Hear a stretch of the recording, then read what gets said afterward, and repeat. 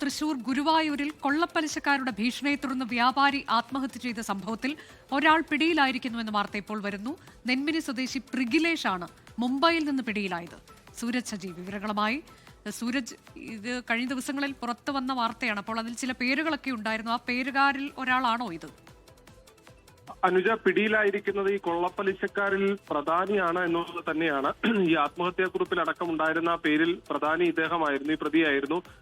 ഈ സ്വന്തം സ്ഥലം അടക്കം എഴുതി കൊടുത്തിട്ടും നിസ്സാര പൈസ കാണിച്ചുകൊണ്ട് ഈ സ്ഥലം അടക്കം എഴുതി വാങ്ങി പലപ്പോഴായി ലക്ഷക്കണക്കിന് രൂപ ഈ പലിശ നൽകിയിട്ടും ഈ പലിശ ഈ ഒടുക്കി തീർക്കാതെ അതിന്റെ പേരിൽ തന്നെ ഭീഷണിപ്പെടുത്തിയതിനെ തുടർന്നാണ് ആത്മഹത്യ ചെയ്തതെന്ന് അന്ന് വ്യാപാരി തന്നെ ഈ ആത്മഹത്യാക്കുറിപ്പിൽ വ്യക്തമാക്കിയിരുന്നു. പിന്നീട് 10 ദിവസത്തിനടുത്തായിട്ടും ഈ കൃത്യമായ ഒരു നടപടി പോലീസിന്റെ ഭാഗത്തുനിന്ന് ഉണ്ടായിരുന്നില്ല. ഇതോടുകൂടി ഈ സംഭവം പുറത്തു കൊണ്ടുവരുന്നത് 24 ആണ്. പിന്നീട് പോലീസ് ഈ സംഭവത്തിൽ കേസെടുക്കുകയും ചെയ്തതോടുകൂടി ഈ പ്രതി ഒളിവിൽ പോവുകയായിരുന്നു. ഒളിവിൽ കഴിഞ്ഞു വരുന്നതിനിടയിൽ മുംബൈയിൽ നിന്നാണ് ഇപ്പോൾ ഈ പ്രിഗിലേഷ് പിടിയിലായിരിക്കുന്ന നെന്മിനി സ്വദേശിയാണ് ഈ പ്രിഗിലേഷ് എന്നാണ് പറയുന്നത്. ഒളിവിൽ പോയ ശേഷം മുംബൈയിൽ കഴിഞ്ഞു വരികയായിരുന്നു. അതിനിടയിലാണ് പോലീസിന് ലഭിച്ച രഹസ്യവിവരത്തിന്റെ അടിസ്ഥാനത്തിൽ പോലീസ് അവിടെ എത്തി പരിശോധന നടത്തുന്നതും ഇപ്പോൾ പ്രതി പോലീസിന്റെ പിടിയിലാവുകയും ചെയ്തിരിക്കുന്നത്.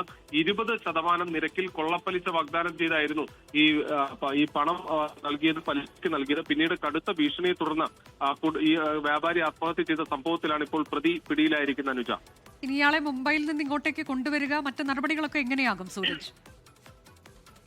ഇയാളെ മുംബൈയിൽ നിന്ന് കൊണ്ടുവരുന്നതിനുള്ള നടപടി പോലീസ് സ്വീകരിച്ചു വരികയാണ്. മുംബൈയിൽ നിന്ന് ഇയാളെ ഗുരുവായൂരിലേക്ക് എത്തിക്കും എന്നുള്ളതാണ് പറയുന്നത്. ഗുരുവായൂർ പോലീസാണ് ഈ സംഭവവുമായി ബന്ധപ്പെട്ടുകൊണ്ട് കേസെടുത്തിരിക്കുന്നത്. അമിത പലിശ ചോദിച്ച് പലപ്പോഴും ഈ പ്രഗ്ലേഷ് മുസ്തഫയെ ഭീഷണിപ്പെടുത്തിയിരുന്നു എന്നുള്ളതാണ് പറയുന്നത്. ഇദ്ദേഹത്തിന്റെ 4 സെന്റ് സ്ഥലമടക്കം എഴുതി വാങ്ങി പിന്നീട് പല തവണയും ഭീഷണിപ്പെടുത്തി പലിശ വാങ്ങാൻ വീട്ടിലേക്ക് വിളിച്ചു വരുത്തി വിവേക് ഭാര്യയുടെയും മകന്റെയും മുന്നിൽ വെച്ച് വിവേക് എന്ന് പറയുന്ന മറ്റൊരു പലിശക്കാരൻ ഭാര്യയുടെയും മകന്റെയും മുന്നിലിട്ട് മുസ്തഫയെ മർദ്ദിച്ചു. കച്ചവട സ്ഥാപനത്തിൽ കയറി പണം പിടിച്ചു വാങ്ങി.